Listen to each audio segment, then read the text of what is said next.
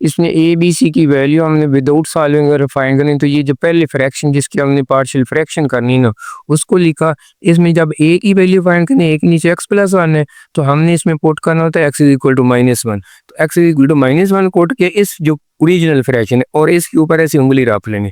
बाकी एक्स की वैल्यू -1 मैंने कहा है, तो ये पहले 2 इंटू -1 आ जाएगा प्लस 3, और नीचे ये -1 प्लस 2 आ जाएगा और -1 प्लस 3। इसको सिंप्लीफाई कर लेना, -2 प्लस 3 ओवर 1 इंटू 2, तो ये 1/2, तो ये ए का आंसर आ जाएगा।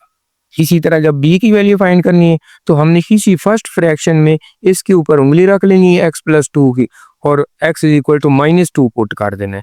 तो ये जैसे ए का इसमें x की बजाय -2 कोट करते हैं, तो ये 2 इंटू -2 -4 बन जाएगा प्लस 3, और नीचे -2 प्लस 1 -1 बन जाएगा, और -2 प्लस 3 सिर्फ 1 बन जाएगा।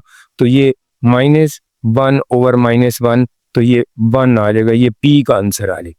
इस तरह जब हमने c की वैल्यू फाइंड करनी है, तो इसके ऊपर उंगली रख लेनी है, और -3 2 6 होता है, ये मैं इधर कोट करता हूँ, -6 प्लस 3, और नीचे -3 प्लस 1 -2 आ जाएगा, -3 प्लस 2 -1 आ जाएगा, तो -3 ओवर 2 बन जाएगा। तो इसकी वैल्यू यानी कि c की वैल्यू ये डायरेक्ट आई, क्योंकि मैंने ये c की वैल्यू है।